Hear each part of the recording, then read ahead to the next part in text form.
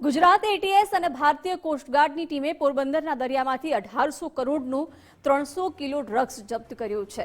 એજન્સીઓએ કરેલી કામગીરીને કેન્દ્રીય ગૃહમંત્રી અમિતભાઈ શાહે બિરદાવી હતી।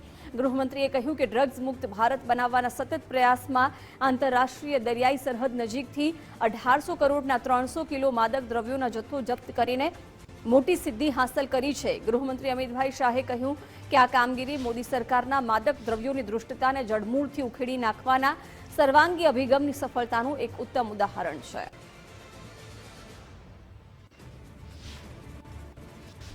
ગુજરાતના દરિયા કિનારેથી 300 કિલો ડ્રગ્સ મળ્યું હતું। કોંગ્રેસના પ્રદેશ પ્રમુખ શક્તિસિંહ ગોહિલે પ્રહાર કર્યા। ટ્વીટ કરીને શક્તિસિંહ ગોહિલે સરકાર પર પ્રહાર કર્યા। ડ્રગ્સ માફિયાઓને રોકવામાં સરકાર નિષ્ફળ હોવાનું જણાવ્યું। કહ્યું કે ગુજરાત ડ્રગ્સ માટે જાણે પ્રવેશ દ્વાર બન્યું છે।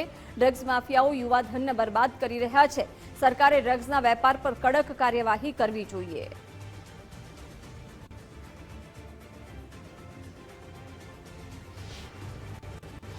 $1800 કરોડનું ડ્રગ્સ પકડાવવા મુદ્દે કોંગ્રેસે પ્રહાર કર્યા। મનીષ દોશીએ કહ્યું કે ગુજરાતમાં બેફામ રીતે ડ્રગ્સ ઘૂસી રહ્યું છે। ડ્રગ્સ યુવાનોને બરબાદ કરી રહ્યું છે।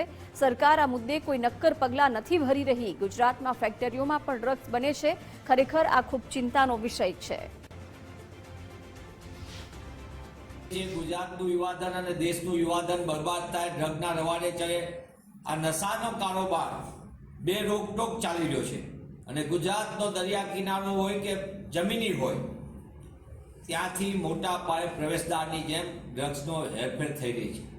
ગુજરાતમાં માત્ર દરિયા કિનારેથી નહીં, પણ ગુજરાતમાં અનેક બંધ ફેક્ટરીઓની અંદર ડ્રગ્સ બનાવવાના કારખાના ચાલી રહ્યા, અને આ કારખાનાથી સમગ્ર દેશની અંદર અને વિશ્વમાં પણ ડ્રગ્સ બનાવવાના આપણી સામે પુરાવા આવ્યા છે।